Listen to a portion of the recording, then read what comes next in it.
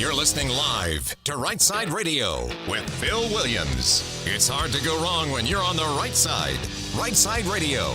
Solid, conservative, and just plain right.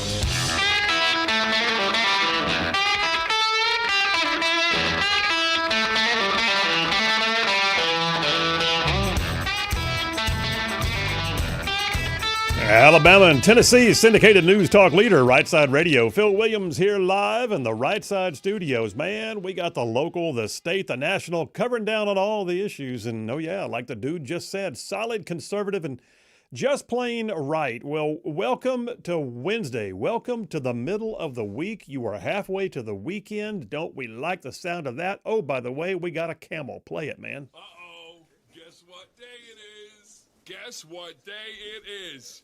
Mike. What day is it, Mike? Leslie, guess what today is? It's hump day. Woo-hoo! Why does that crack me up after 4 years of doing that? Anyway, classic. I love that. It is classic. It's absolutely classic. That's the midweek camel, and JP's pushing buttons on the board. Hey, buddy, how you doing? Doing good. How about you? Good. I wore my Auburn shirt for you. Whoop, whoop, War Eagle. I would have worn my Bama shirt if I'd known, but you wear it every day. I'm surprised you're not wearing one. I have today. it hanging up in my office every day. 2/3 of your wardrobe is Alabama shirts. Got to get you some more right side shirts just to balance things out. All right, hey, we got a great show laid on for you. It's 4 o'clock on Wednesday. Will be, yes, the usual thing right there, the Grand Council with Jeff Poore and Dale Jackson. We got to have that, right? Camel at the beginning of the show and Grand Council with Jeff Poore and Dale Jackson towards the end of the show. So stand by for 4 p.m. And then I got a triple dipper just filled up with stuff. So hit it, man. The Triple Dipper. 3 stories you've got to know. That's right, the Triple Dipper, 3 stories, 3 themes, if you will, that you got to know as we run today's show. First out the gate, Biden in the rear view. Yes, he is. Biden in the rear view. But what I'm looking at here is a little bit of hindsight. We are starting to uncover things now, and I think we're going to be seeing more. But we're starting to see things that are being A, terminated, B, found out, C, made known. Listen, the age of transparency is the last thing that the Biden folks needed, and that's what's happening to them anyway. So I'm talking about Biden in the rear view, and yes, we can see him. Number 2 on the Triple Dipper, send him packing. Have you heard all the fuss and the uproar about Mahmoud Khalil, the young Palestinian student or protester, who I think he's from Lebanon, actually, and was just arrested by ICE and is facing deportation because he was organizing all these campus protests. Well, the left is up in arms. They want their terrorists back. We need our man. We need more protests. Oh, no, please don't couch this as a First Amendment speech issue. No, it's not. We'll talk about it. I say send him packing. That's number 2 on the Triple Dipper. And then number 3, assuming we can get to it, Governor 2026. If you're not aware, the campaign season for governor is really about to kick off. I mean, there's already speculations. Who's going to run? Is Tuberville in? Is Tuberville out? I mean, the bottom line is the governor's race for 2026, though, in Alabama, Tennessee, and Georgia, all 3 states, major southeastern, red states for the most part, we're looking at open seats. It's going to be big doings, and it kicks off here in a few months. I'll tell you who all the known players are right now in those 3 states. All right, let me go to the Right Side Way opening monologue, and I'll remind you guys, every single day, Stan McDonald, a law firm of Wilmer and Lee, Stan McDonald is the sponsor of the daily Right Side Way monologue, and I'll tell you more about him in just a minute. Okay, so I don't know about the rest of you, but I feel like the world's coming out of a fog. You know what I'm saying? I feel like the world is literally coming out of a fog. It's like we were shrouded in this deep, blurry, gray mist of progressive ideology for the last 4 years. And suddenly everybody's blinking in the light of a new day. And I'll tell you what it was. It was what George Orwell called doublethink, or what sociologists call groupthink. And it can be dangerous and destructive. So this thought for today's monologue, it was sparked for me by an article that I read just the other day from the Heritage Foundation called Breaking the DEI Trance.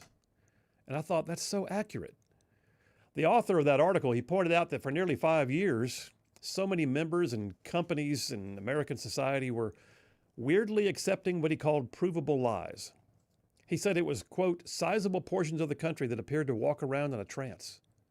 I mean, somehow all of a sudden we were told that we were racist, that gender was fluid, that weather was different and climate change was an existential threat, that DEI was better than merit.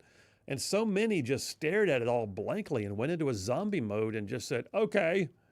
I mean, for many of us, it was a nightmare. Like for those of us who resisted the onslaught of groupthink, being doxxed or mocked or canceled or deplatformed or debanked or made to do privilege walks or passed over for promotions. But y'all, I think the fog is lifting. It is. The trance is actually being broken, and none too soon. Okay, so we've all heard about the epic novel by George Orwell called 1984. It's a part of pop culture now. I mean, one of those writings which has now become bigger than itself. And there are nearly cliched phrases that we use every day that many people don't even realize came from the impact that 1984 as a book had on society. The funny thing is, that book was written in 1949, at a time when the year 1984 seemed like the distant future. Well, we're now over 70 years after its publication, nearly 40 years past the date for which it was titled, but we are living in an age when the matters contemplated in the book don't seem so far away now, really, do they? All of a sudden, Orwell's writings seem very prescient, very timely. And the phraseology from 1984 is embedded in our daily lexicon. It's not uncommon for somebody to say that something from big government is Orwellian, or that Big Brother is watching you, or to claim that the thought police are coming. But what about the concepts themselves? Have we actually seen them playing out? Well, in his book, 1984, Orwell coined such phrases as newspeak. Newspeak was the new and acceptable way of dispensing with old words, giving them new words that fit the government narrative better. We saw that over and over again in the last few years as we were told that equality was now equity, or that merit was now diversity. I mean, think about it. Progressives have been trying to rewrite the language, invoke the narrative. All right, but Orwell also came up with a thing called doublethink. Doublethink was basically the ability to simultaneously hold two contradictory beliefs and then accept them both as true. Sounds crazy, right? I mean, to try and engage in some kind of nationwide forgetfulness about what's always been true in favor of the new truth. But hey, if you think about it though, that's what we've been seeing as things like doctors with medical degrees steeped in biological science suddenly bought the narrative that gender can be fluid. Doublethink is what happened when English teachers who actually teach grammar for a living allowed the use of pronouns to be different than what their own textbooks said right there in the classroom. Doublethink is what happens when so-called Christian ministers hold the Bible in one hand and hang a transgender flag outside the church. But also in the novel 1984, aside from newspeak and doublethink, we had the thought police. The thought police, the secret police of the superstate that rules the dystopian world. The job of the thought police was to discover and to punish thought crimes, personal and political thoughts that were unapproved by the regime. The thought police used things like criminal psychology and omnipresent surveillance via informers and telescreens and cameras and microphones, monitoring citizens and arresting those who committed thought crime in challenge to the status quo of the party and the regime of the Big Brother. Sounds far-fetched? I mean, it's fiction, right? Well, you know what they say. Sometimes reality is stranger than fiction, and sometimes fiction is based in reality. We've now learned that the Biden administration was colluding with big tech to disallow any other information. And by the way, using USAID to pay massive amounts to liberal media outlets. And, oh, by the way, weaponizing the DOJ against like anti-abortion stances. And, oh, by the way, also ending military careers for failing to get a shot. Thought police? I would say so. I mean, it was just a couple of years ago in a congressional hearing, Secretary of the Department of Homeland Security, then Alejandro Mayorkas, announced the creation of his new DHS Disinformation Governance Board, saying that so-called disinformation was a threat. I got news. It was not the CIA, the NSA, or any other intelligence agency who was forming the new Disinformation Governance Board. It was the Department of Homeland Security, meaning ostensibly that they would have been monitoring the communications and opinions of domestic citizens and businesses right here in the U.S. So yes, I would say we have been watching newspeak. I've been saying we've been watching doublethink, and I would say that we have definitely seen the thought police. Look, I don't want these people anywhere near my First Amendment rights to freedom of speech. It's not the role of government to determine truth and to censor thought. It was only the outcry of the conservatives that got the Orwellian effort shut down about the disinformation organization from DHS. But the mere fact that they were trying to do it should give you some pause. And look, I'll be honest with you. It's happening around the world. It's not just here. We saw the British government recently pass legislation trying to make it a hate crime to post or repost topics that it considers insightful. Insightful. Who decides that? Well, I got news. The government. And they've already done it by their own admission. The British government is now scouring social media and dedicating law enforcement assets to arresting people from their homes for daring to say something deemed by the government to be unacceptable. Well, that was a novel in 1984. It was a book, right? But let me ask you this. Is it true, though, that there are those who wish to confuse the public discourse still today? Yes, right here in real life. Or to skew or sway public opinion by offering half-truths and lies? Certainly. Big tech has done it. The government has done it. And listen, the government is not well suited to setting itself up as the harbinger of truth. Not a bit. Not by a stretch. Not for a single minute. Attempting to monitor the nation from within and govern and regulate and perhaps even enforce the concepts that Big Brother may have deemed in their ivory tower wisdom to be truth. Truth that is allowed versus the truth that's not allowed. That's where truth goes to die. And freedom of speech becomes a narrative that is then relegated to the dusty halls of an old school library. So what may have been fiction in Orwell's novel was actually played out in real life. Yes, it was. Sociologists refer to what we've been watching, this haze people have been in, as groupthink. It's a term that was coined in the 50s that describes how people who operate inside of a bubble become convinced of their own viewpoints to the extent that they shut down all other independent thinking. Critical thinking, gone. It's all replaced by groupthink. And then groupthink, at its worst, becomes irrational, and it begins to lash out. Groupthink finds enemies in anyone who dares to resist the groupthink narrative. It becomes almost cult-like in its methods, sometimes terroristic in its actions. Dangerous groupthink overestimates its own power, establishes its own morality, engages in its own stereotyping while swearing it is doing none of those things. Groupthink applies those pressures to the outside. Whoever's outside that bubble and doesn't understand what they're doing, well, groupthink will demand that they join or else. So think about it. Have we seen that? Yes, we have. Cancel culture, BLM riots, DEI mandatory training at major companies, transgenders in women's sports, so-called climate change forcing the redesign of the auto industry overnight, all of it.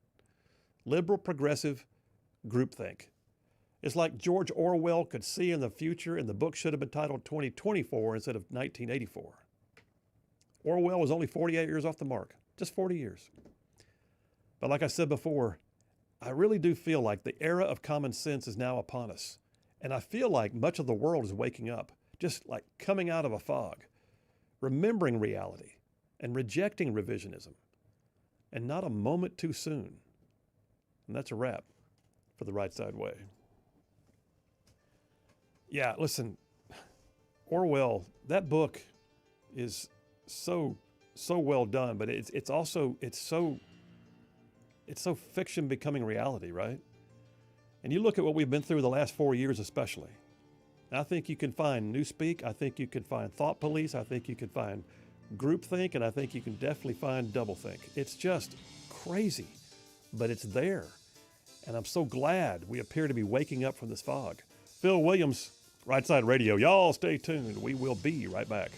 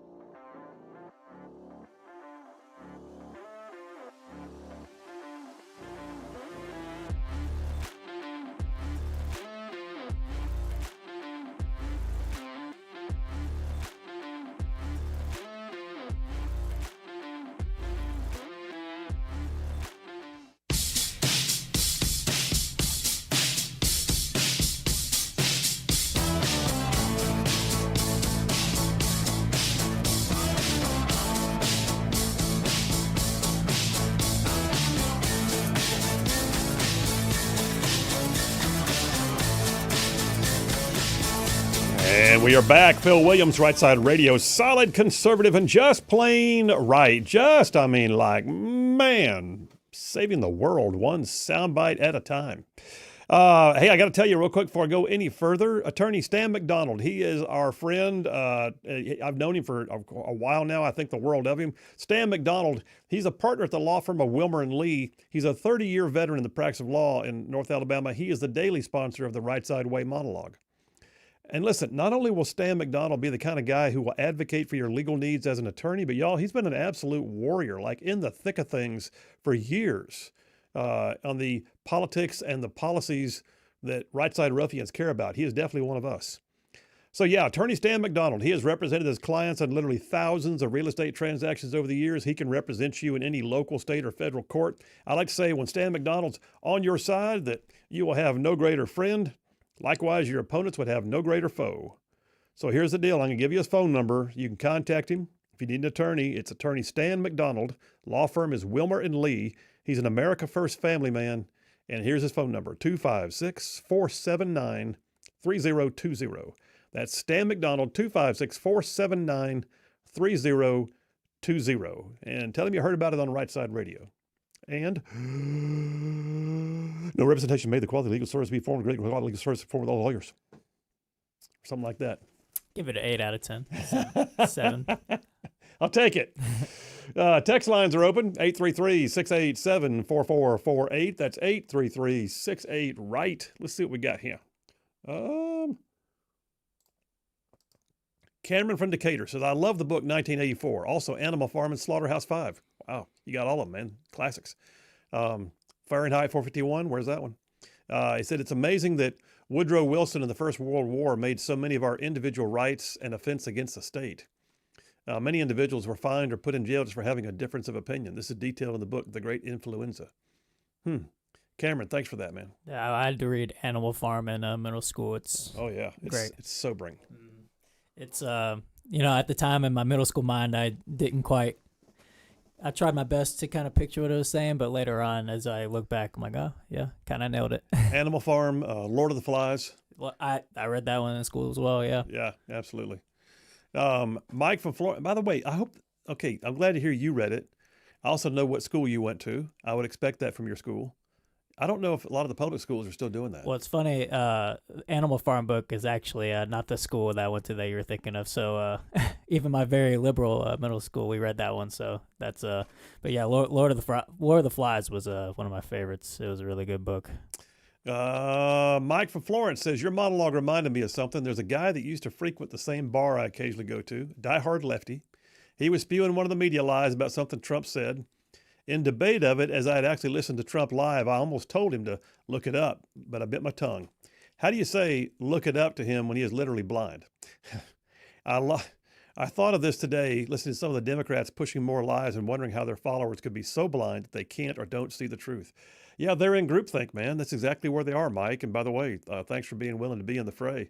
But they are literally in groupthink. And the other one that's so interesting to me is the one that Orwell called, and I referred to it as doublethink. That's where they know something to be true, but they're willing to also believe the thing that is absolutely the opposite and believe that both are okay at the same time. And that's what we've seen so often, especially in the transgender movement. Doublethink. All right, we're coming right back with a whole lot more. Phil Williams, Rightside Radio. Y'all stay tuned. We will be right back.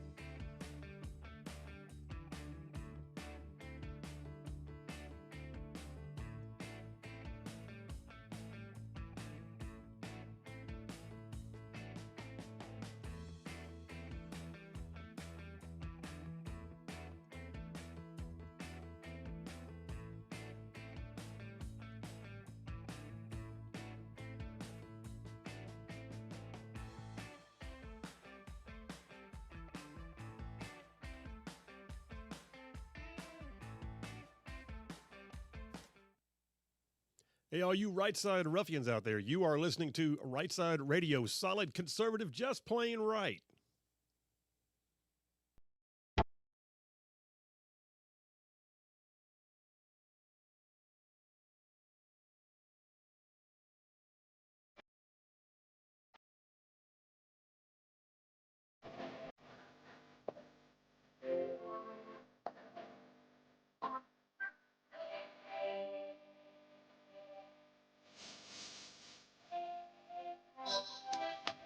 And we are back. Phil Williams, Right Side Radio, solid conservative, just plain right. Just covering down on some major ground across the southeast U.S. of A. Y'all, I'm talking about this show.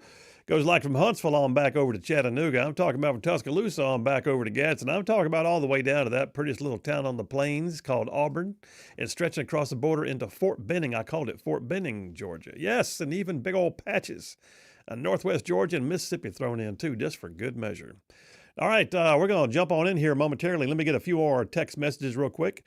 Allie from Athens says, what is so painful about the Orwellian example is that Orwell was a Brit. The fact that this is going down in the UK would make me think that both George Orwell and Winston Churchill would both be rolling over in their graves. Excellent monologue, Colonel Williams. Thank you, my friend. Thank you very much. Yeah, it's painful. I mean, I love Great Britain. Lived there for 3 years. That's where I accepted Christ. It was a life-changing place for me. It's a mess. Social issues are a mess over there right now. It's like a third world country right now. It's just unreal. Thomas from Athens, Colonel, great monologue for sure. As seasoned, what is he saying? Anyway, 19. Okay, I can't. Something messed up in his text here. As season to season have seen 1984 over the years, often still holds up well. Younger ruffians ought to look it up. Okay. That was hard to read. You see what I'm seeing, Sounds right? like a voice text. Okay, thank you. John from Huntsville says, Phil, spectacular monologue. Also, hope everybody's prepared for some very severe weather on Saturday because the tornado word is being thrown around a lot. But as long as JP's doing off the bench, my Saturday morning's going to be just fine. Yeah, that's a great point. JP's brother, who is in the world of meteorology, is even passing on the word that Saturday could be ugly. So yes, I strongly concur, and I think you guys all need to be weather aware, have your weather plans, and just know what it means to be safe. I mean, like, you know, I've seen any number of times James Spann saying, know where your safe place is. So just have your plans in place and take care of your pets and all that kind of stuff. David from Bucky's says, Phil, 1984 and Animal Farm were required reading in 9th grade here in Huntsville. Yeah, they were for me. I think, David, you and I come from the same generation, so yes. Bruce from Springville says, great monologue. We should be thankful we don't have 4 more years of demo-Nazis. No doubt, brother. No doubt. And then John C. from Madison says, 1984 was required reading when I was in high school in the early 80s. Exactly. That's exactly where I was, early 80s, which means I just kind of dated myself. But so what? I have never been one to worry about my age. I'm about to hit a big one pretty soon.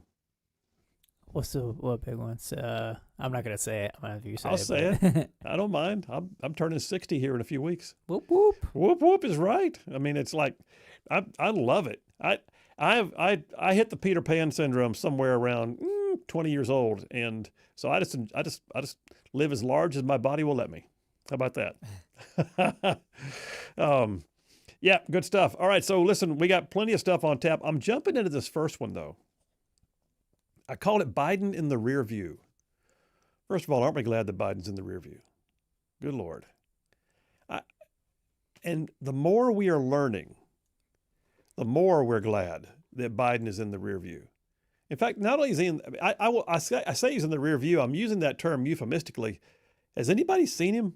I was about to say. Has he been out and about at all? Him in the rear view means that we actually know where he is. I don't know where he is. I don't know. Listen, I don't need him to show up. It's not like I'm looking for it, but he's just like going, poof, he's just gone. You would think as a former president, there would at least be some, like public appearances of some sort. He's gone off and into his cave or wherever, and that's about it. He's sitting next to his Corvette in his garage in Delaware, Yeah. looking through his old stack of classified documents. We haven't even seen any beach appearances or anything from him. I don't think anybody cares. Yeah. So yeah. And which is sad on the one hand. I mean, think about this. You live a life that is, remarkable on paper. It really is. And truthfully, it was remarkable in many ways. I mean, the man got to be a part of so much stuff, so much time in history, none of which I agree with. However, it's still history. And then, it's like Scripture says, you will look for them and they will not be found. Just like one day's here, the next day is gone. So it's amazing. But you know what? We're also finding out some stuff. So what's happened now is exactly what the Dems did not want. It's worse for them because not only is Trump in office and doing the stuff that we all voted for, but the Democrats are now seeing all of their plans, all of their foibles, all of their hook and crook being exposed to the world. So I got a series of articles here. Let me pull this one from Red State. Alina Habba, you know her. She's one of Trump's legal counselors. She's been on his legal team for a number of years. She posted on yesterday, what she found when she was visiting the White House. She found Joe Biden's old fake Oval Office. Remember that? Remember how he had a fake Oval Office? He would do his pressers from the fake Oval Office. Yeah. Pre-recorded in the fake Oval Office, by the way. Yeah, oftentimes pre-recorded. That allowed for editing. But you also look at it and go, okay, why are you doing this? Well, she found it. She posted on her social media. She goes, we found Biden's fake Oval Office. And she says, I think I know why they used it now. And she directed the camera that she was talking to turn around, and there was a giant teleprompter screen so that he could sit there and look at what he was supposed to. It was like a big screen. So he could look at the words and be able to get by, I guess. I'm not surprised. I'm not either. But that's what we're finding out, though. More and more, the things that we could sense from the outside, but we weren't able to confirm, we're finding it now. I mean, we're finding the relics of his infirmity left and right. So, yeah, it says in the article here, it's been an intriguing question hanging out there in the wind for months now about Joe Biden and the White House. Why did this team create a whole new stage in the Eisenhower Executive Office building next to the West Wing, rather than simply filming him in the Oval Office, which, by the way, Trump does every day? And now they know, because he preferred the fake White House stage built in the old Executive Office building for events, because it gave him the backdrop of an otherwise sterile room with a giant teleprompter. Wow. I mean, Trump's use of a teleprompter, I have found, generally speaking, is only when he's doing a formal speech, like the ones you've seen, like, before the joint session of House and the Senate. Generally, though, he's like sitting at the Resolute desk, signing executive orders, just pinging questions, just taking them as they come, and it's just amazing the difference. I got some more of this stuff. I mean, they're finding out, like you'll be amazed when you find out about the signing of documents. But let me take a call real quick. Line one, Lloyd from Cortland. Hey, Lloyd, how you doing? Hey, Phil, how you doing? Listen, these people, these Democrats ain't gonna never change. I don't know why. They ain't no hope for 'em. But I got another question I'd like to ask, and I ain't been able to find that out around here where I live. I was trying to find out how to get a hold of ICE. How to do what? Because we got ICE, Okay.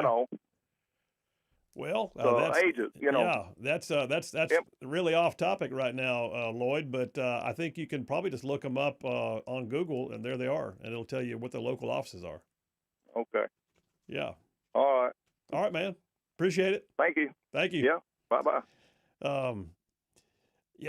Okay. Anyway, back on topic. The next thing about Biden. How much time I got for the break? Yeah, good. How about this one? New York Post. New York Post. Headline. Dateline today. Who was really running the country while Autopin Joe Biden snoozed and drooled? That's a heck of a headline. Well, it's one thing to know that Biden may or may not have been making decisions, but you'd at least like to believe that someone looked at him and said, Mr. President, this is what we think you should do. Sign here. Okay, that may not have been happening at all. What we're finding right now is the Heritage Foundation did a deep dive on official documents from Biden's time in office. They found that nearly all of them appeared to bear what is known as the auto pen signature. An auto pen signature, and if you're not familiar with it, a president will get into office and will actually use a mechanical device that as he signs it, the machine is mimicking his signature and then can put a wet ink signature on a piece of paper by going back and using the pre-recorded movements that it needs to with the pen. Sounds crazy. I mean, there are times when at my law firm, my secretary has a stamp with my signature, and I'll do a letter for her, give it to her, and say, I'm walking out the door, but it needs to go out today. Just please use my stamp. And she'll put it on there, and oftentimes note at the bottom, stamped with authorization or something like that. We don't have that on executive orders from Joe Biden. We have what is touted to be his signature, which now when you review them, the Heritage Foundation, like I said, they spent time on this. And they're saying nearly all of the documents signed by Biden appear to have been done by the robot signature. Why would they do that? You know what the one exception was? Which one was that? The one exception appears to be the one where he dropped his bid for re-election. He appears to have signed that personally.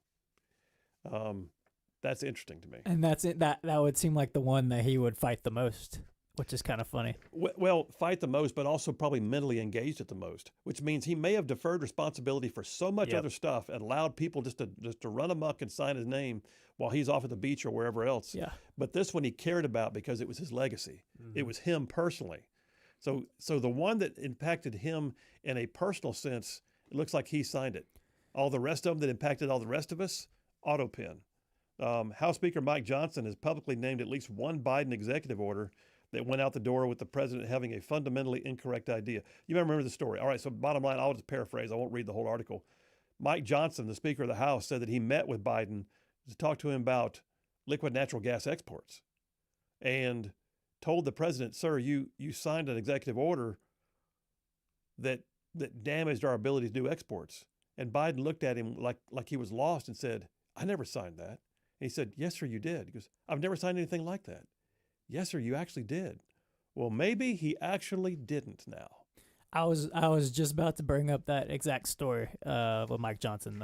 I wouldn't be surprised at all if he had people doing stuff for him. Listen, there's a 25th Amendment that is there to remove a president who's no longer fit or capable of running the office of the presidency. And you look at this and go, okay, if you've got to use the auto pen on the vast majority of executive orders and official documents signed by the President of the United States, should you not have just done the 25th Amendment at some point? Well, that requires them to have integrity, and they would have to give up power, because I think they saw that as the perfect power grab of we can have a front man, and then we can just do all the stuff, and we get all we want done. Integrity. Good answer. Take it to a break, bud. We'll take it to a break. We'll come right back. I got more of this. Biden in the rear view. What are we finding out? And who's going to say anything about it? Is somebody going to take action on this? Well, there's one state attorney general demanding an investigation, and I'll tell you more about it. Phil Williams, Rightside Radio. Y'all stay tuned. We will be right back.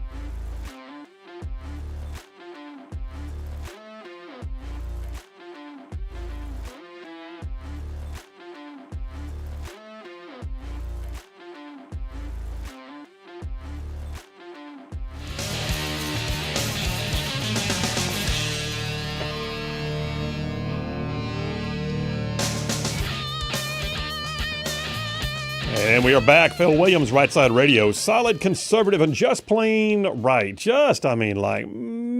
Making common sense like a superpower.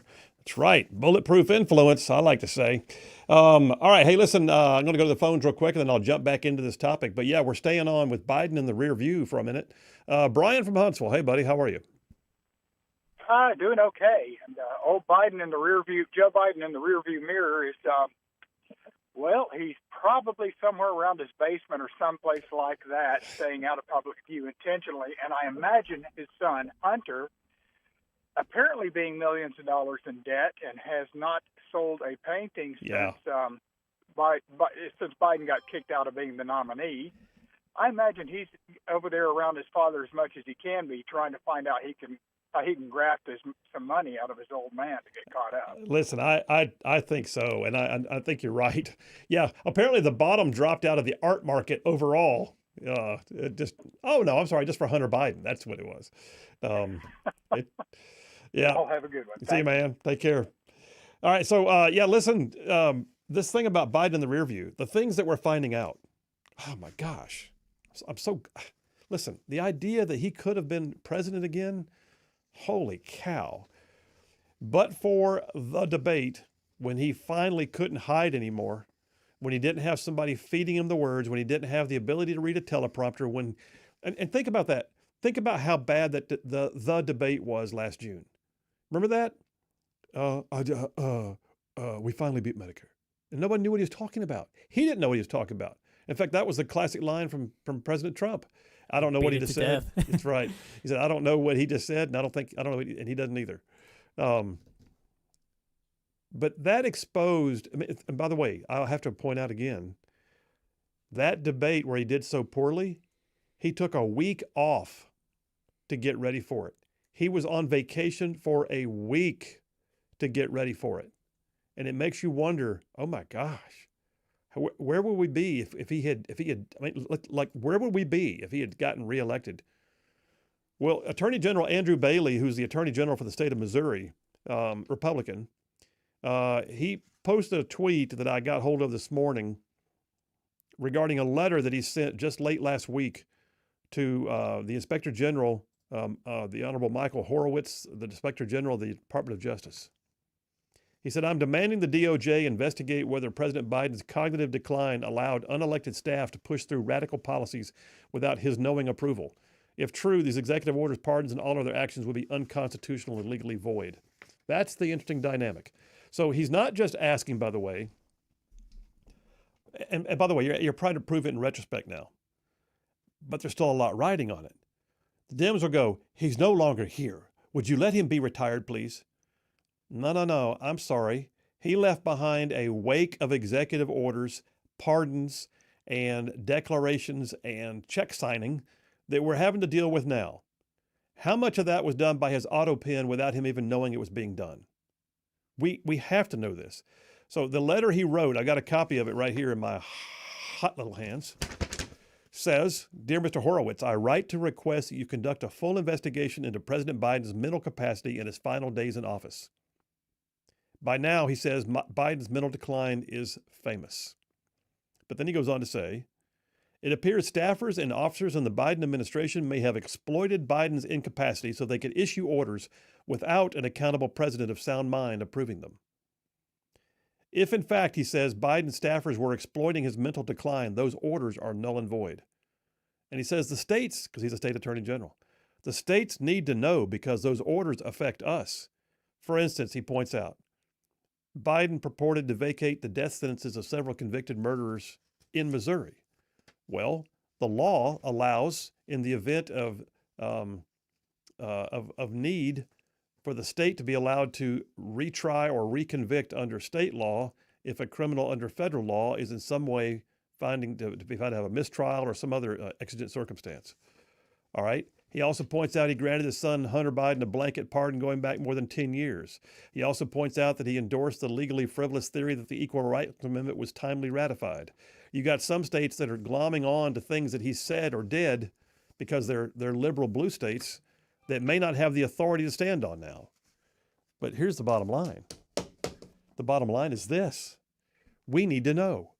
We need to know, did the young interns and the chief of staff and others, did they have their own agenda? And we had a supposedly duly elected infirm individual for whom any number of things were done for him, but they all affect us. All right, we come back. I'll give you a few more of these just to give you an idea what it's like looking at Biden in the rear view right now. It's amazing. Phil Williams, Right Side Radio. Y'all stay tuned. We'll be right back.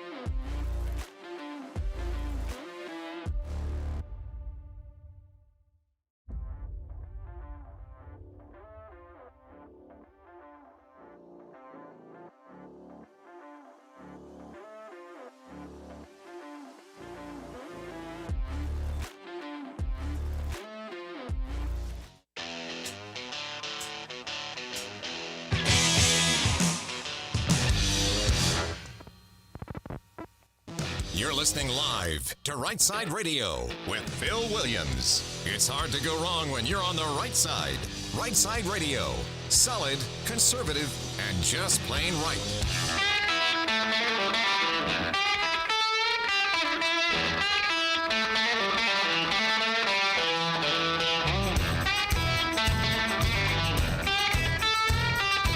Alabama and Tennessee syndicated news talk leader, Rightside Radio. Phil Williams here live in the Rightside studios. Man, we got the local, the state, the national covering down on all the issues. And oh yeah, like the dude just said, solid, conservative, and just plain right. Well, let me jump through a few more hoops here in the Biden and the rearview mirror dipper. So we're finding that there's a lot of stuff that he did, like in the final days especially, like massive expenditures, just money being thrown off the ship like gold bricks, as according to one EPA official who was caught on a Project Veritas video, just like slinging money. Here's an example. I mentioned EPA. How about this? Fox News, Dateline today. EPA terminates Biden administration's green grants worth $20 billion. That's the other thing. You got to look at some of this money that was being spent, recognizing that it had to have some executive action attached to it. Because the appropriation was made by Congress, yes, but the actual expenditure is then authorized by the executive branch. So the money can go to this thing, this topic, but unless it is majorly specifically earmarked, the executive branch gets to apply those funds in a way that it believes is best interpretive of what Congress did. That being said, do you think in the final days of the Biden administration that billions of dollars were meant to be set aside in a special account out there in a civilian bank, like put aside so that we got a slush fund to work with in case we want to keep our green energy projects going? No, nobody planned for that. Nobody. So Lee Zeldin, who is now the head of the EPA, he announced today, he announced about a week ago that he was going to be terminating some grants. Oh no, he got busy. He got on it.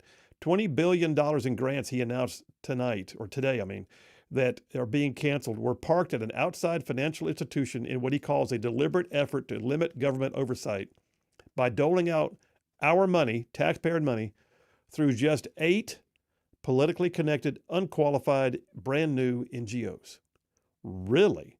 Brand new? Some of them were brand spanking new, like the one by, Stacey Abrams. Had $100 in the bank, just formed their LLC, and bam, all of a sudden she's got $2 billion to work with. These 8 nonprofits were called the Coalition for the Green Capital. One was Climate United Fund. One was Power Forward Communities. One was Opportunity Finance Network. One is called Inclusive, and the Justice Climate Fund. It's just unreal. They just literally threw money out the door. And now I have to wonder, not that I didn't wonder before, but now with what we're finding out, I really have to wonder, is it possible that Biden didn't even authorize that expenditure? How about this? Back to the basics. Trump agency turns the tables on Biden-era memos pushing equity initiatives. So the DOT, Department of Transportation, now under Secretary Duffy, previously under Secretary Pete Buttigieg. Buttigieg had all kinds of objectives. Remember those? Like racist roads. Remember racist roads? That was awesome. We're going to fix racist roads. Here's an actual quote. Reconnecting communities and reflecting the inclusion of disadvantaged and underrepresented groups in the planning and project selection and design process, and accommodating new and emerging technologies like electric vehicle charging stations. Okay. Sean Duffy says, yeah, we're done with that. He revoked every bit of it. Those memorandums are no longer there. It's all in the rearview mirror. And in his words, we're getting back to doing things that actually help move people from one place to another because we're the Department of Transportation. Oh my gosh, it's a whole new day. How about this? NASA. NASA? Don't go there. I'm going there. NASA. When's the last time NASA put a man on the moon? That'd be the 60s, right? Early 70s, late 60s. Fox News, Dateline, today. NASA spent $13 million on DEI under Biden with quality controls failing, says a watchdog group. Issues at NASA, according to Fox News, under former President Joe Biden, the space agency prioritized embedding diversity, equity, and inclusion initiatives into its workforce Amid preparations for its Starliner capsule mission, which ultimately went awry, leaving 2 astronauts stranded in space, NASA spent more than $13 million on related efforts to DEI. During the ongoing Starliner spaceship debacle, an IG report highlighted even further shortcomings by the agency, particularly related to quality control around NASA's efforts to return astronauts to the moon. It's like you just look at this and go, my gosh, like we have so been living in a fog as a nation. Now, not all y'all, not this show. We've been calling it out left and right. But being a voice in the fog is sometimes a little different than being a voice in the blue skies and the clear days. So I'm saying right now, they got a lot of answering to do. Biden is in the rear view, praise God.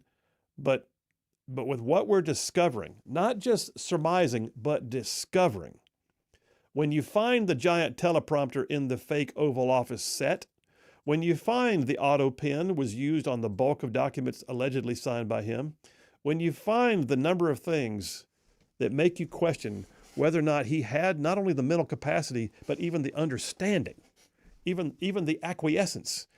Did they even walk up to him and take advantage of him, or did they just blow him off, send him on his way, serve him some pudding, and sign the papers because that's what they wanted to do? That's what it feels like. Or even notify him that the orders he was supposed to be signing. Yeah. Or were they just signing them? He doesn't just, don't bother. He has his nap time. We'll just sign this, and that's why with the Mike Johnson story again, he wasn't even aware of the documents he was quote supposed to, or supposedly had signed. So which is one of two problems. Either A, they signed it for him and he didn't know, or B, he couldn't remember. Yeah, both are bad. Both are bad. All right, I got a few minutes before we go to the break. We'll be taking a new dipper here in just a minute called Send Him Packing. You're going to want to hear this one, but let me get some text messages before we go to the break. How about this?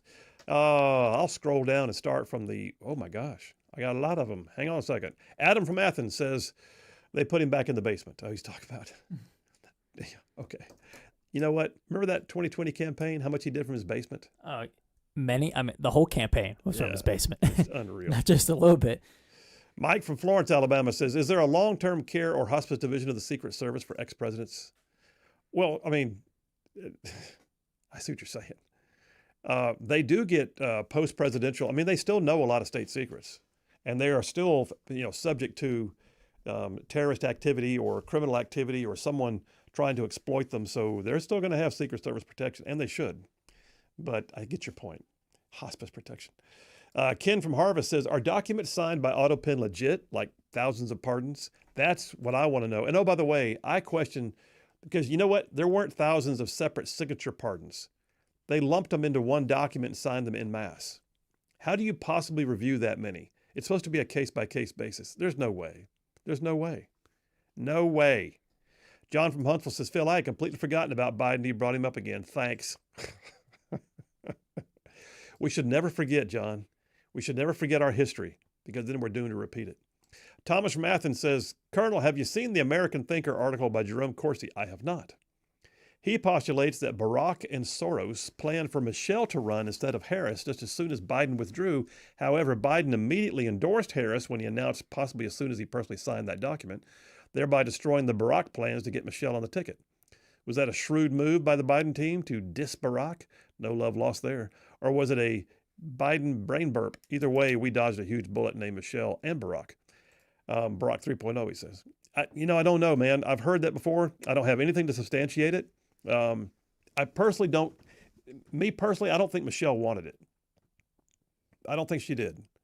I think Michelle will get out there and say stuff once in a while, but I think by and large, she prefers to just live rich right now and be done with it. She's starting her own podcast, by the way. Oh, it's important. Must see podcast right up there with Call Her Daddy. Fritzy Huntsville says, Colonel still waiting on the AG to present some cases and see some folks in half cuffs, perp walk into the courthouse and dawn to dusk televised hearings. Fritzy at the Arsenal. Okay, man. I'm assuming, man. Is Fritzy a guy or a girl? Fritzy, we don't know if you're a guy or a girl. Tell us that at least. Brian from Decatur. What's your take on the supposed signatures from Biden being print? Yeah, okay, there you go. We just talked about that. I think you texted that before I got into the auto pen. He said, also, do you believe any kind of investigation will be done? Well, I covered that too. All right, Brian, I'm late on your text, brother, but you see where we went. And then he says, by the way, you answered it right after I sent the text. Stay with me, man. I'm trying to be right on top of it. Richard from Madison says, Pearl Jam's Even Flow and Your Dipper reminded me that Pearl Jam has another song called Rearview Mirror with the lyrics, saw things clearer once you were in my rearview mirror. Nice. Very well played, sir. I feel a short video coming on. Brian from Huntsville just says, were the internships clamoring to get the pins and auto pen used to sign? I wonder. I don't know how that thing works. I just know what it's supposed to do, but I don't know if it's a separate pin you get put in there. Benji from Hackleburg says 2 things. There was a news video clip of Biden being spotted in some diner in Delaware. Okay. And then the ghost pin thing, he said, reminds me of the video interview of Obama saying if he could still be president, he'd like to be the man running up behind the scenes without recognition. Oh, You know, I actually still have that 30-second clip bookmarked from when we played it before of Obama saying that. Yeah. You got it right now? Yeah. It's probably too late for it right now. Well, you know what? It's 30 seconds. You got it handy? Mm-hmm. Play it. People would ask me, knowing what you know now, do you wish like you had a third term? And I used to say, you know what? If I could make an arrangement where I had a stand-in, a front man or front woman, and they had an earpiece in, and I was just in my basement in my sweats, looking through the stuff, and then I could sort of deliver the lines, but somebody else was doing all the talking and ceremony. Wow. I'd be fine with it. Dang. Sounds a lot like what we just saw. I did not remember the depth to which he said all that. Wow. All right, last few. Paul from Huntsville. Good job, man. Thank you for that. Paul from Huntsville says, I just tuned in, so I may have missed it, but it sounds to me like Radar O'Reilly giving Henry Blake papers. Yes, it does. Here, Colonel, sign here. What am I signing, Radar? Sir, these are the papers that authorize you to sign papers about papers being signed, sir. Thank you, Radar. David from Bucky's, fill those grants. If the grants and the funds have not been spent or distributed, what happens? If they haven't been distributed, can the obligation be canceled? Yes. Actually reducing the deficit by that amount. If the funds have already been reduced, we can't recover them. All we can do is prevent it from happening again. Well, there have been clawbacks. Some of those funds were actually out of the house, so to speak, and Lee Zeldin went and got them back. And there are also, by the way, the ability for grants to be terminated. Now, if they were by congressional appropriation, specifically designed for that thing, it's different. I mean, if the name in the budget says goes to this group, that's congressional action. If the name says X amount of dollars to the EPA for the purposes of applying grants, then you can scratch it back and reapply those to grants that are more in line with the current administration. Last couple, Mike from Florence. So I don't know if it was you or heard another radio show about the auto pen that they found. A lot of his stuff was signed. Okay, thank you, Mike. Just got all that done. Jeff from Indiana says, Phil, this is an old Star Trek episode that tells exactly what happened in the Biden administration. JP, you need to watch it. And he sends us a link to something from Star Trek. I guess we'll figure that out later. No, he said maybe it'll make me a Trekkie. I kind of already am. My brother made me watch a lot of Star Trek. So, all right, man, take me to a break. We'll come back and we'll change topics. Coming up next, send him packing. Yeah, what do you do with foreign nationals in the United States on green cards who want to protest the United States and call for terrorist activities? I don't know. Send them packing. That's what I say. Phil Williams, Rightside Radio. Y'all stay tuned. We'll be right back.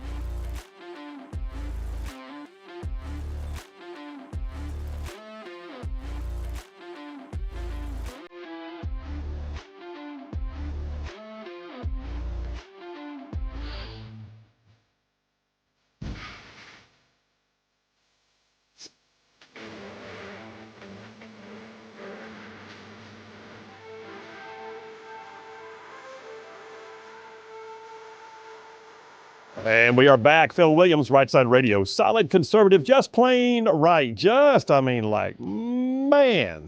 pulling pins on truth grenades. That's what we're doing. All right, so I'm going to go to this next dipper. Dipper number 2, send him packing. So let me ask you a question. What do you do when someone is coming into your country and while they are here, they are advocating strongly for civil unrest and invoking terrorist activities against your country and your allies? It sounds like a no-brainer, doesn't it? Not for the left. The left right now is clamoring for the opportunity for these people to stay. Why would that be? Well, because it's Trump, first of all, and anything Trump does, they're going to take issue with. I don't care if Trump came out and said, the sky is blue, by the way. They'd come back and say, no, not today it's not, sir. I mean, if Trump literally said, I love my mama, they'd say, you don't love your mama. I mean, there's nothing he could say. In fact, you know what? He did say that at his speech the other night. To me, that was one of the best things he could have done. It's almost like he disarmed the Democrats at the very beginning. In the eyes of the world, he looked at them and said, there's nothing I can do to make you cheer. Nothing. He even said I could have the cure for cancer up here and they wouldn't stand and clap for it. That's exactly right. And then, oh, by the way, he had a kid with cancer who had survived cancer and they wouldn't cheer for him. He was right. Good on him. But so let me ask you this. Back to the original question. How would you feel if you knew that the government was actually going to say, you don't have the right to promote civil unrest in our country if you're not a citizen? But isn't that freedom of speech? I thought green card holders had freedom of speech.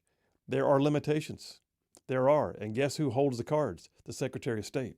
And oh, by the way, the law does appear to be in his favor. Oh, by the way, the left is having a conniption over it. But let's do this. I want to play.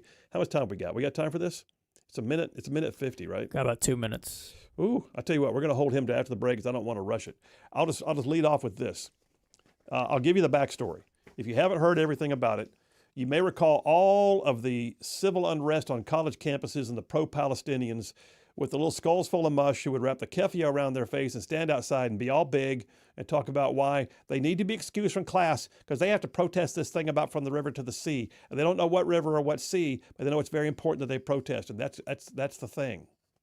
And then they would have some more Lunchables and juice boxes and then go back out and do a little more. And in the meantime, they were also damaging property. And then it got really bad when they began to harass Jewish students. I don't know if you remember this on one campus when Jewish students were literally having to lock themselves into the library because crowds were harassing them and calling out for threats. This is unacceptable behavior. If that had been a black student or any other student for that matter, if that had been a gay student, if that had been something that the left claims to be their own, it would not have been allowed. But because it was Jewish students, anti-Semitism was somehow being perpetrated with the complete acknowledgement and lack of activity by the administrations of these campuses. Trump is now saying, ain't going to happen on my watch. Biden may have let that slide. I'm not letting that slide. So last Friday, in what I thought was one of the best moves he could have made, he canceled over $400 million in contracts and grants to Columbia University, which has been one of the hotbeds. Then ICE went in to the campus. Oh, by God, yes, they did. ICE went into the campus and went straight to the room of a guy named Mahmoud Khalil. Mahmoud Khalil, who I believe is from Lebanon. Mahmoud Khalil, who was the face of multiple protests and civil unrest and violence and taking over of buildings and vandalism on Columbia's campus. He's now been detained. His green card's been revoked, and they say they're sending him home. I'm for this. The left is not, but I'll give you the legal arguments and all the whys and wherefores. Y'all stay tuned. We will be right back.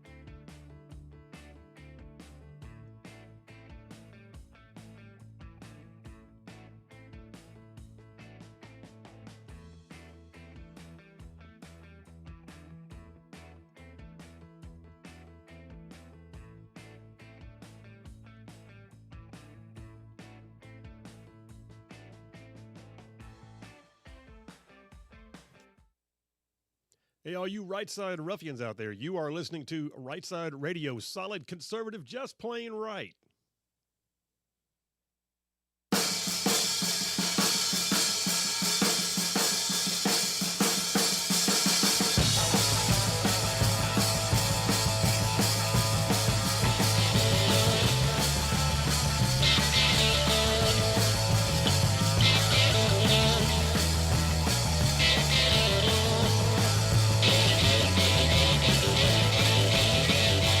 And we are back. Phil Williams, Rightside Radio. Solid conservative, just plain right. Just covering down on some major ground across the southeast U.S. of A. Y'all, I'm talking about this show. Whew.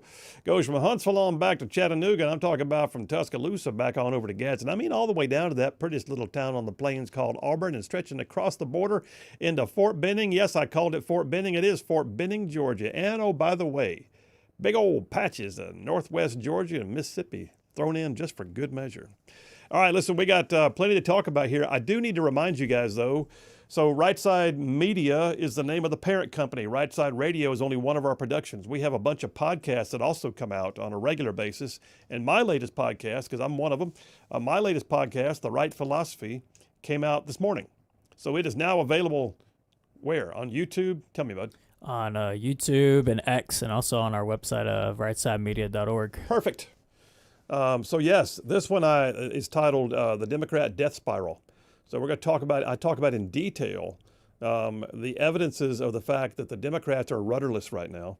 You may want to check it out. The Right Philosophy podcast with me at my house. I film it in my study at home, and it's all called The Democrat Death Spiral. It came out today. Check it out. Back on this topic right now, send him packing. So I will tell you this. Trump has already laid down the law. Not only is he saying, hey, by the way, guess what?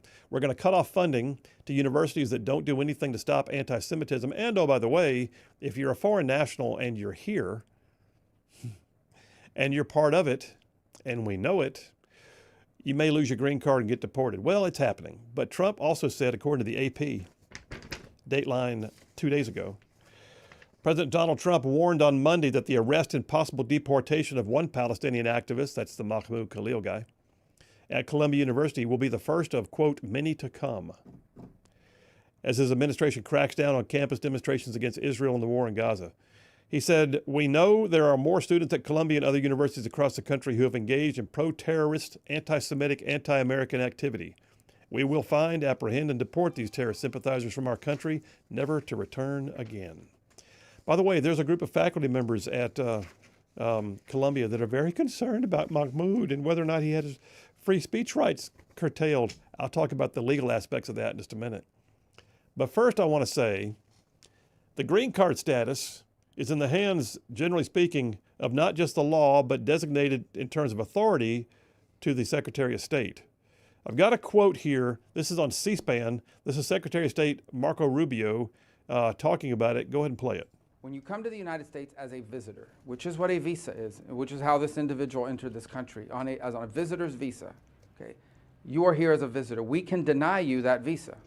We can deny you that if you tell us when you apply, hi, I'm trying to get into the United States on a student visa. I am a big supporter of Hamas, a murderous, barbaric group that kidnaps children, that rapes teenage girls, that takes hostages, that allows them to die in captivity, that returns more bodies than live hostages. If you tell us that you are in favor of a group like this, and if you tell us when you apply for your visa, and by the way, I intend to come to your country as a student and rile up all kinds of anti-Jewish student, anti-Semitic activities, I intend to shut down your universities. If you told us all these things when you applied for a visa, we would deny your visa. I hope we would. If you actually end up doing that, once you're in this country on such a visa, we will revoke it. And if you end up having a green card, not citizenship, but a green card as a result of that visa while you're here in those activities, we're going to kick you out. It's as simple as that. This is not about free speech. This is about people that don't have a right to be in the United States to begin with. No one has a right to a student visa. No one has a right to a green card, by the way. So when you apply for a student visa, or any visa to enter the United States, we have a right to deny you for virtually any reason. But I think being a supporter of Hamas and coming into our universities and turning them upside down and being complicit in what are clearly crimes of vandalization, complicit in shutting down learning institutions. There are kids at these schools that can't go to class You pay all this money to these high-priced schools that are supposed to be of great esteem, and you can't even go to class. You're afraid to go to class because these lunatics are running around with covers on their face, screaming terrifying things. If you told us that's what you intended to do when you came to America, we would have never let you in. And if you do it once you get in, we're going to revoke it and kick you out. I mean, how perfect is that? Does it make sense to you, JP? Makes too much sense to me, actually. Liberals hate it when there's common sense attached. Mm-hmm. I mean, nobody would have wanted him here under these conditions, so why would we keep him here under these conditions? By the way, if like 15 years ago, if there was an ISIS sympathizer like at a university, I feel like everybody would be like, yeah, he should get out. If he's here on a student visa, we should kick him out. Like, duh. But now that it's Trump and it's Hamas, where the whole Democratic Party is anti-Semitic, now it's an issue. Now it's a free speech issue. Where, like I said, say Obama in like 2012 kicked out a pro-ISIS guy, nobody would care. I'd be like, yeah, you should do that. But now the tables have turned. Yeah, exactly. The tables have turned, and oh, by the way, Trump. Yeah. So I will say this: the kid we're talking about, he's 30 years old actually. He's 30. Yeah. But anyway, he's like a 12-year-old, 30-year-old. But the kid we're talking about has now been detained, and he's also not in New York anymore. They're detaining him in a prison, in a detention center in Louisiana. But a federal district court judge has now issued an order blocking President Trump from deporting him at this point. The order didn't say release him. The order didn't say let him go and let him go back to protesting. But the order did say, to preserve the court's jurisdiction pending a ruling on the petition, petitioner shall not be removed from the United States unless and until the court orders otherwise. Now, that doesn't mean anything. There's a petition right now before the court to push back against the Trump administration's efforts to have him deported. The judge is saying, I got to hear this, and if he leaves the country, I can't hear it. So you can't deport him. And so this is really not as big a deal as people are trying to make it out to be. A judge is blocking it. A judge is saying, I want to hear the merits of the case. And if you send him away, I won't be able to hear the merits of the case because I won't have jurisdiction over a guy who's in Lebanon. So there's that. But then you also look at this, and there's a whole free speech argument. The liberals are freaking out. Well, how about this? The Immigration and Nationality Act states that any alien who is presence or activities in the United States, the Secretary of State has reasonable grounds to believe would have potentially serious adverse foreign policy consequences for the U.S. is deportable. That's a quote from the Immigration and Nationality Act. Let me go a little step further. Full credit to a guy named Mark Goldfelder. Goldfeder. Mark Goldfeder is the director of the National Jewish Advocacy Center. He's also apparently an attorney. He also, I feel like, gave me enough here to I should apply for continuing legal education because I read his stuff. But he posted an epic Twitter thread the other day that just basically was the legal version of bringing receipts. When you give someone the case citation or the code citation for something in the legal world, that's the legal version of bringing receipts. Like, oh, by the way, here it is. Bam, mic drop. So he points out some of the same thing I just said. The Immigration and Nationality Act, he's telling liberals they're wrong. Immigration and Nationality Act, Section 212A3, contains a number of activities for which a person can be deemed ineligible. One of those is subparagraph Roman numeral 7, any alien who endorses or espouses terrorist activity. Okay. So then he says, so you're worried, though, about the First Amendment. He said, first of all, I notice you don't bother commenting on what he's been doing. You just want to talk about First Amendment. So he says, are his First Amendment rights the exact same as any citizen's First Amendment rights? And the answer, he says, may surprise you. Not exactly. He says the government routinely places restrictions on speech rights of people like students, prisoners, the armed forces, foreigners, even our own government employees, as long as there's a legitimate governmental interest in doing so. And that's the legal test, a legitimate governmental interest. He cites a number of cases and statutes, and I'm not going to try to read them all to you, but I'll give you a couple of paraphrases. He says speech rights might be applied differently to foreigners who do specific things, including advocating for certain groups for good reason that are considered to be dangerous and threats to national security. And oh, by the way, he points out there's 120 years of Supreme Court precedent on this, dating back to a case called Turner v. Williams, 1904. And then he says that case was about anarchists. Oh, look, anarchists who wanted to violently overthrow the government. Oh, sounds familiar. He says you can substitute Hamas-affiliated anti-West agitators, and there you have it. But then he says to the libs, now suppose you just don't like those cases, and you feel that we should undergo a more traditional First Amendment analysis. Well, there's a standard. And here's the thing. Certain things, especially when there are restrictions upon liberties, have to be subjected to what the law calls, this is me talking now, the law calls strict scrutiny. Stay with me here. Strict scrutiny. For the government to be able to regulate the content of any person's free speech, the law would have to be narrowly tailored to achieve a compelling government interest. Strict scrutiny. The judicial review of this will be strictly construing the statute, strictly construing the application thereof, strictly construing the efforts to perhaps curtail what would normally be considered a liberty. There has to be a balancing test. And the balancing test is there an equally important interest to curtailing the liberty? And in this case, yes, because one of those allowances is on matters of national security. So he points out, even if there were so extensive First Amendment rights, the deportation would likely survive a strict scrutiny analysis. And then he says, stop posting legal arguments that are completely devoid of law. So, first of all, the judge did say don't send him away yet. Okay. The judge didn't say the merits of the case are without any potential for success on the part of the Trump administration. He didn't say that at all. He didn't get into anything that the kid had done. He didn't get into anything about whether a Secretary of State has a right to revoke a green card, which he does. He didn't say anything about visas and about deportation efforts. He said, I can't have this hearing if you send him away.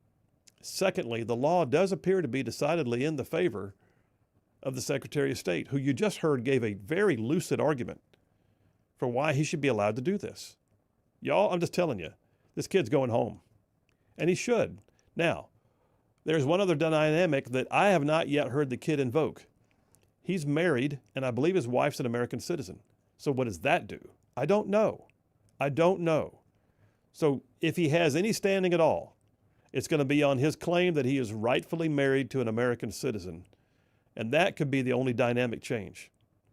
In the meantime, he's a mere green card holder who had overstayed his student visa because apparently he graduated in December and he was still hanging around. And oh, by the way, national security.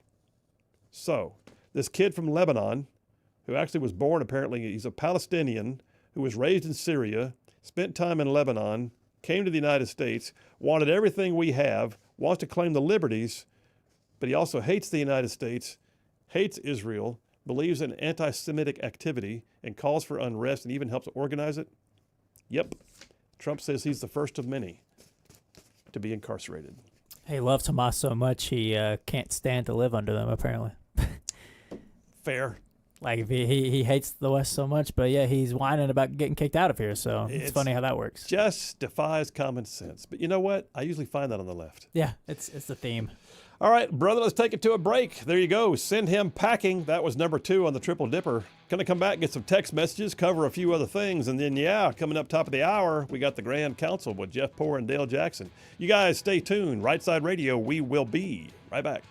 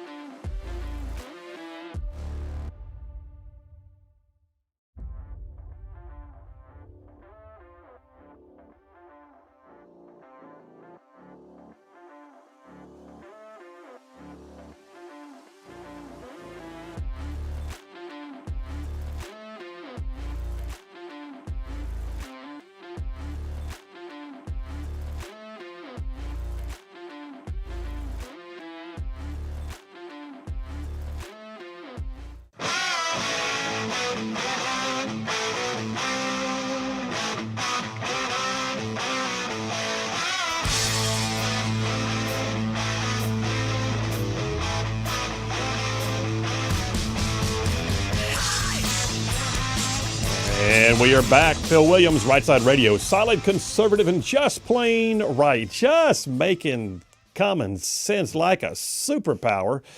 Bulletproof influence, I like to. That reminds me, by the way, I got to say this. Check out our merchandise store. If you have not seen it, go to rightsidemedia.org. Check out our merchandise store. We're about to add more stuff. We just approved a new T-shirt that's going to be added to the repertoire. We've got T-shirts, coffee mugs. We got some stickers coming. We got hats. Listen, we got cool stuff in there. But my favorite, I think, yeah, it is. It's my favorite, is the highball glasses. These glasses are made by a company called Ben Shot, and we had them custom made for our Right Side Ruffian audience. So picture a glass with a .308 bullet embedded in the glass as if it tried to be shot through and it couldn't. And then it says in there, it has the Right Side Media logo and it says Bulletproof Influence right under it. Listen, that to me is one of the coolest things we've got in there. But check out the you agree? Yeah, I see you nodding your head. I concur. Okay, thank you very much.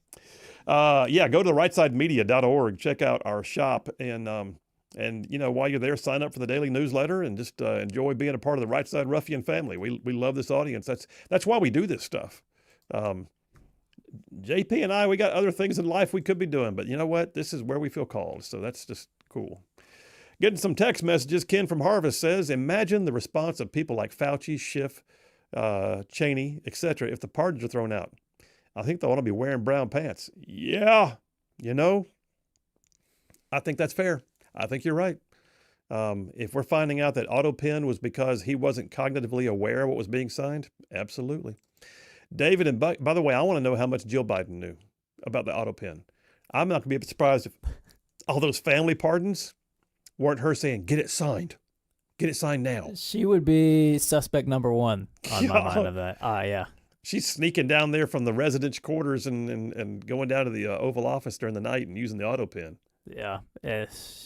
She appears to be co-president during that time with Joe Biden being, as he was. All it takes is one whistleblower. Yeah. One whistleblower to come forward and go, I was an intern, and the First Lady of the United States screamed at me at 2 a.m. and told me I better start signing documents, and I didn't know what to do, and she made me do it. Well, we didn't have a whistleblower in the sense of Joe Biden, but, Lindy Lee did come out and air out how incompetent. She kind of said what we all suspected already, but, she was one to come out and say behind the scenes how bad it truly was. She gave anecdotes. Yeah. Yeah. Thomas from Athens, I see your text. Thank you very much, sir. I'll check it out. Mike from Coxie, Alabama says, so if this kid's being deported is such a big deal, send him down to Guantanamo till we figure it out. I'm for that. I got no problem with that. Let him go see Guantanamo. Gitmo. It's sunny down in Gitmo all the time. Mike from Florence, Alabama says, I wonder if Rosie has a spare room for the guy. Did you see the video, by the way? I did, yes. Was that not epic? It was hilarious. So the Irish Prime Minister is here in the United States, had an Oval Office call. It was enjoyable, apparently. And the Irish Prime Minister is sitting there, and a member of the press was in the room and asked him, was he aware that Rosie O'Donnell announced last night that she had moved to Ireland? And he looked confused, like he didn't know what that meant. And Trump looked at him and said, do you know who Rosie is? You're better off not knowing. It's hilarious. Boy. Gary from Decatur says, so what if his wife's an American citizen? How women that were American citizens travel to the Middle East to marry this terrorist? Someone should be looking into his wife's background and social media accounts. Remember the woman that left the country to be with ISIS and tried desperately to come back? I do recall that. Yeah. Marie from Madison says, if Donald Trump cured cancer, the headline would read, hundreds of cancer hospitals and research centers closed and thousands of doctors lose their jobs because of Trump's cancer policies. That's so good, Marie. Thank you very much. Give her some applause. That was perfect. Yes. Jerry from Decatur checking in says someone needs to ask the poor Hamas supporter if he knows the meaning of the word assimilate. It means then hand him a ticket. All right, listen, we got plenty more show later on coming up for you next. Oh, yeah, it's the Grand Council with my brethren Jeff Poore and Dale Jackson. We'll ping each other with questions to see where the chips fall. Sometimes we agree, sometimes we don't, but we still love each other when it's over with. But the bottom line is the Grand Council is one of our regular events on the show. And I'll go ahead and tell you right now, too, the Grand Council is brought to you by DeKalb MD. DeKalb MD. It's healthcare simplified, y'all. And listen, DeKalb MD is so cool. A network of clinics around Alabama, Georgia, and Tennessee. And I'm going to tell you more about them in a little while, but you might want to know there's a way to do medicine without having to deal with insurance and copays. I'll tell you all about it later. In the meantime, Grand Council up next. Y'all stay tuned.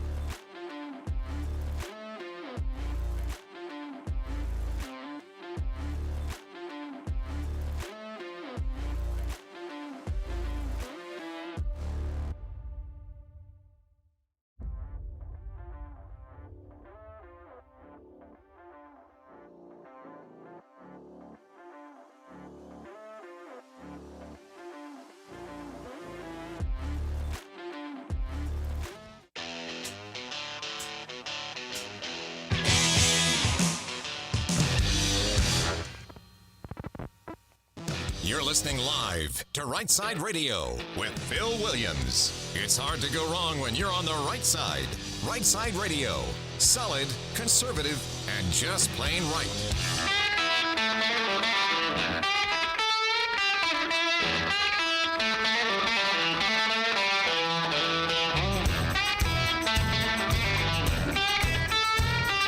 Alabama and Tennessee syndicated news talk leader, Rightside Radio. Phil Williams here live in the Rightside studios. Man, we got the local, the state, the national, sometimes the international, and oh yeah, like the dude just said, solid, conservative, and just plain right. Well, welcome to hour number 3 on Hump Day. All right, you're halfway to the weekend, but you know what it means at 4 o'clock on Wednesdays. We have this thing we like to do called the Grand Council, where I bring in 2 of my brethren in talk radio, and we just ping each other with questions and see where the chips fall.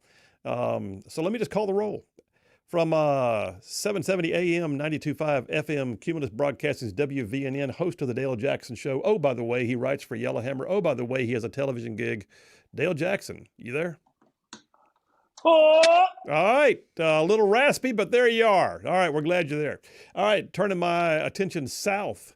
FM Talk 106.5, host of the Jeff Poor Show, also does stuff with Lanyap, also does stuff with Breitbart. Oh, by the way, he's the editor-in-chief for the much-vaunted 1819 News. Jeff Poor, are you there? I am present. You are indeed. Thank you so much. All right. I pronounce a quorum, man. Hit it. Assemble the Grand Council. Ta-da. Yeah, all right. First round, first question. Jeff Poor, you first. What you got? We're just going to play the will Tuberville run for governor or not game until May, right? We've been playing it for like at least 4 months now. We're just going to have to play this game, and then May comes and we'll find out one way or another, right? I think that's right. The fact that he's still bothering to talk about it tells me that I think he's going to run. I'll be honest with you. I think he is. I know there are folks in D.C. that want him to stay, and there's folks in D.C. that want him to go. But I think right now, his name ID, his statewide presence, if he wants to run, it's his primary to lose at that point. So I think he will. Dale? Yeah, I tend to agree. Not only do I think he wants to run, I think he's being pushed to run. And yeah, there's no reason to continue talking about this unless you're going to. If you're not going to, you just say, no, I'm not going to run. But it looks like I'm not saying he's trying to do this, but this is the effect. You scare people out. And everyone's basically saying the same thing. All 3 of us would probably agree Tuberville gets whatever he wants in this situation. If he wants to stay a senator, he's going to stay a senator. If he wants to be governor, he can be governor. If he wants Phil Williams' radio show, yeah, sure, you can have that too. No, there are some things he just can't have. Well, yeah, but I look at it, and didn't y'all run a story the other day? Somebody did that Rick Pate has already moved his race to the lieutenant governor because he knows he can't run against Tuberville. Wasn't that said? That's he could have run against Will Ainsworth. So say what, Jeff? That's accurate. Well, I mean, you're running the stories, man. What do you think? Is he going to run? I don't think he's made up his mind. Honestly, I don't. I think he's toying with the idea. He is on his own timetable, so as he can decide whatever he wants to do, he can decide on his own time. I think the door's still open for it, but people want to know. And look, this is the consultant industrial complex. I mean, this is fundraising, commitments. Yep. Who's going to work for who? The best people, or where are they going to go? And this is sort of why I think that we're in this sort of panic situation from some people. Well, let me take it one step further. I'll take question 2. So right now, Alabama, Tennessee, Georgia, and Florida all have open seats for governors. Their incumbents are term limited for 2026.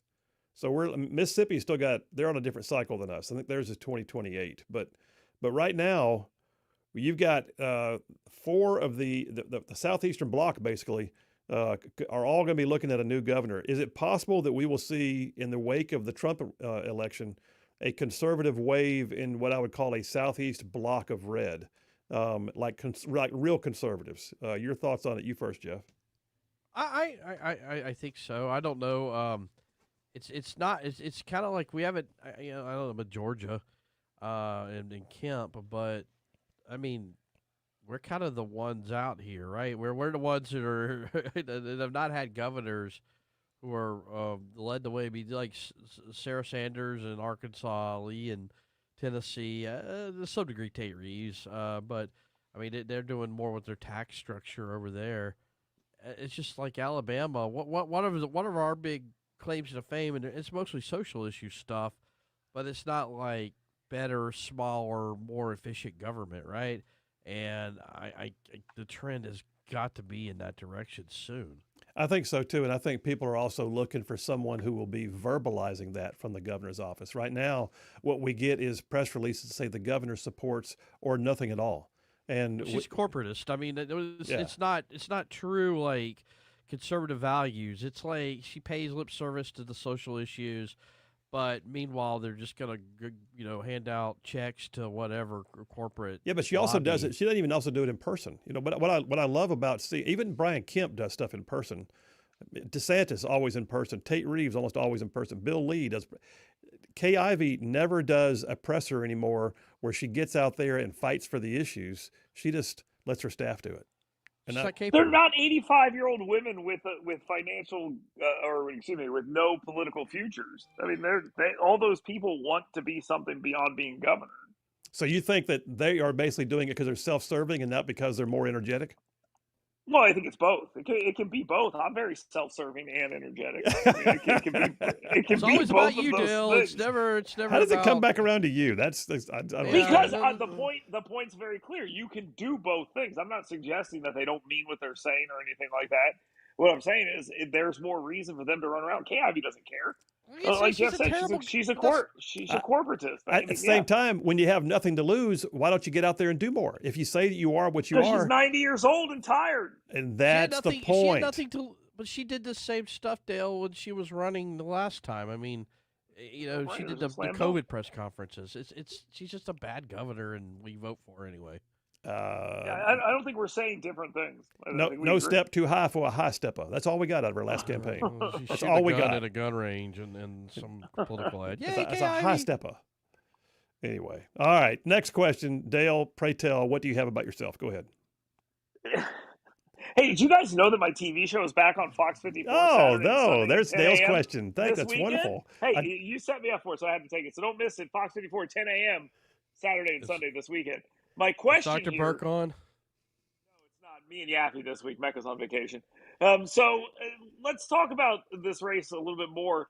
Will Ainsworth making a lot of noise about not wanting to run for Senate. I think Jeff believes that. I'm not sure if you do, Senator Williams. I'm kind of torn on the whole thing, and I want him to run. I told Tommy Tuberville he needs to stay in the Senate. I told Will Ainsworth he needs to run for the Senate if Tuberville runs for governor. So, I mean, is Ainsworth even considering it, or is he slamming that door so hard that there's no way he can walk it back? Well, I think first of all, Ainsworth would be wrong not to consider it. I totally get the idea that he's got young kids and he's got a viable income he could be pursuing.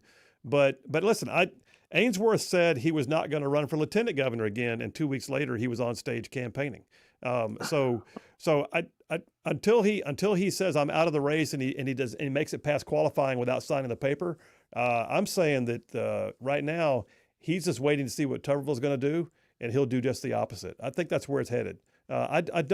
Ainsworth would be foolish not to be thinking about the U.S. Senate if he wants to stay in the political realm, because what else is he going to do statewide? There's nothing else statewide he could run for except for governor, because otherwise he'd be stepping into Secretary of State or auditor or something, and that would feel like a step down for him. So unless he wants to go back to the legislature, which I doubt, he's either going to go to Congress or the Senate. Well, the U.S. Senate is the shoe-in. Jeff, your thoughts? Well, I mean, Bradley Burr ran for governor, missed it, but then 2 years later ran for Congress, or a year and a half later. But I think we got to do the draft Ainsworth thing. He's got to run for Senate if Tuberville's not in the Senate. And am I wrong? You think about it. Sit here and think about Senator Will Ainsworth, and it starts to make more and more sense the longer you ruminate on it. I think it makes sense on paper, and I think that it makes sense in his head. But to think about it, Senator, think about him in the Senate and how I think he'd be one of the most conservative senators. Young guy, he could serve for a while if he wanted to. it's the template that Alabama sort of needs. Your thoughts on your own question there, Mr. Dale? Yeah, I think you guys are right. Draft Will Ainsworth. I mean that's the correct answer. They could swap what everyone thinks they're going to do, and easily. I think they're both the front runners in whatever race the other one's not in. All right, but let me ask you this though, to try to tie this up with a bow before we go to the break, real quick. Who else is in the wings? Who else is in the wings right now for a U.S. Senate seat that has the potential name ID and statewide clout to just show up and make it happen? Who else would it be? Quick names. You guys keep talking about Rick Pate. I don't even know who that is. No, Steve that won't happen. Marshall, Dale Strong. Maybe. Hey, here's a dark horse. Here's a dark horse name for you that nobody's thinking about. It's a guy who sought a Senate appointment at one point in time. Do you know who that is, Senator Williams? Oh, geez. All right, we're going to a break. All right. All right, we're going to a break. That's round one of the Grand Council with Jeff Poor and some guy up in Huntsville. Phil Williams, Rightside Radio. Y'all stay tuned. We'll be right back.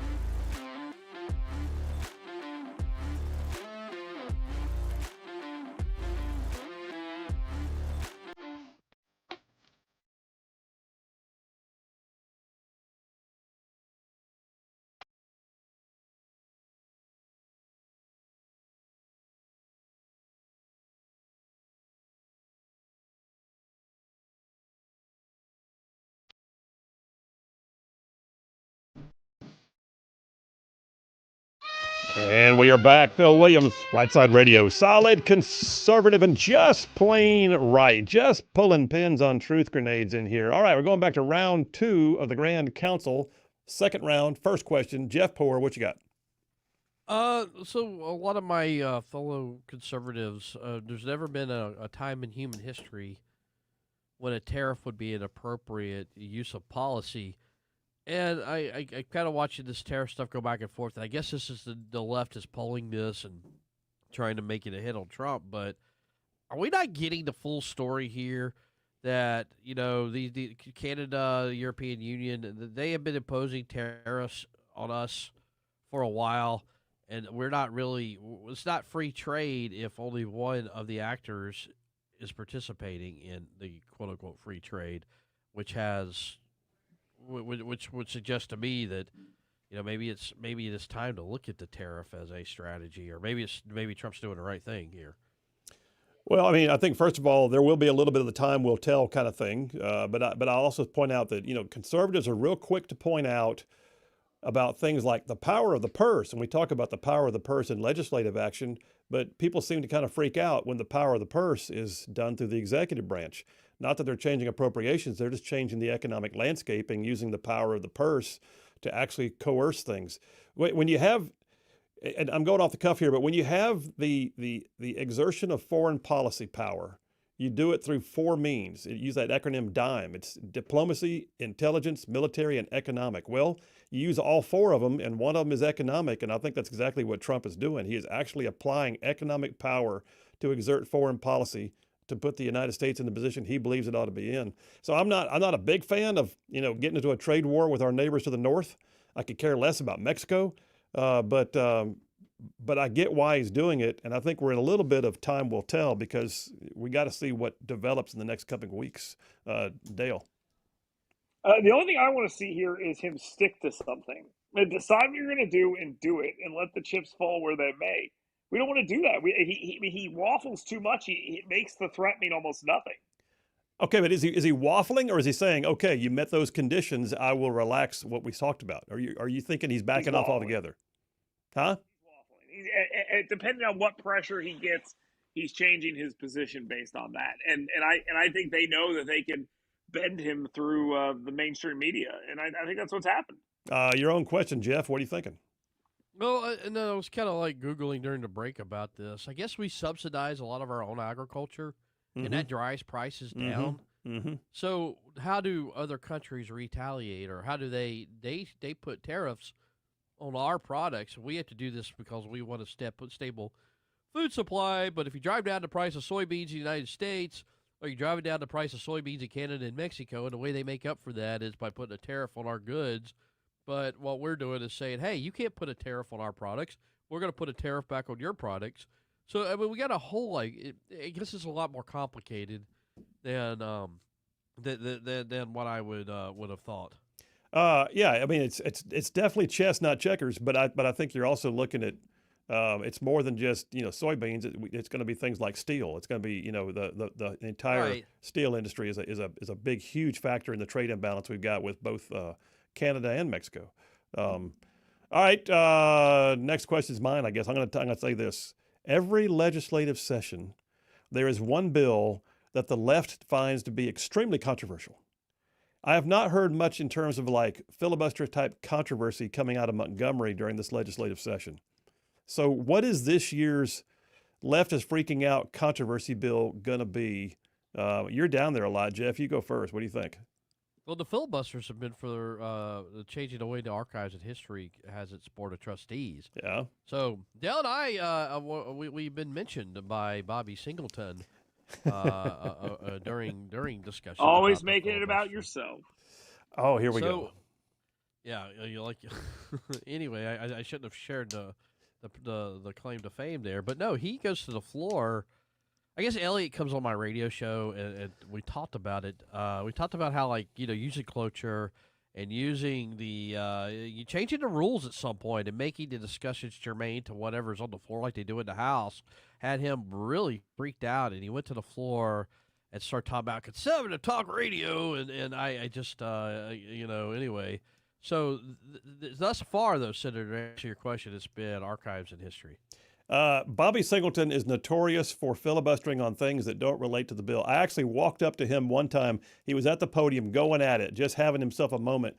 And I had a sticky note and I wrote, "Stay germane." I slapped it on the podium and walked away. And I was kidding him, but he looked at me and he goes, "Oh, I see," in front of everybody. He goes, "Oh, I see. I have been told I have to stay germane. Well, I'm going to be germane and Tito and the entire Jackson 5 right now. Madam President, I want to start my first hour." So I launched him into a filibuster.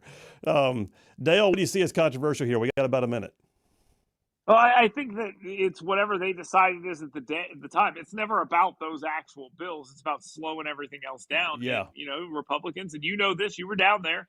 You either can keep the decorum or you can run them over. And over the last 17 years, it seems that decorum has been more important from when I've been covering Alabama politics. You tell me, you were there.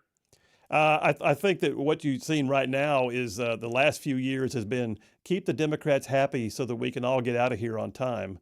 I'm thinking that right now they might be moving a little bit more towards we're going to push our agenda through, and if you keep filibustering, we're going to shut you down. So I'm looking forward to some of the old school that we had back in the early, 2011, 2012, 2013 timeframe. Anyway, all right, listen, Dale, you got like a 30-second question? About a 10-second I do. question. About once a day, we see a story about gambling on one of these TV stations around the state. By the way, Fox 54, 10 a.m. Saturday and Sunday. And that's a no. Is gambling gonna actually get done? No. Jeff, what do you say? No, it's probably not happening. We're done. All right, fellas. Grand Council. Appreciate both of you. Dale, glad you're back. Phil Williams, Rightside Radio. Y'all stay tuned. We will be right back.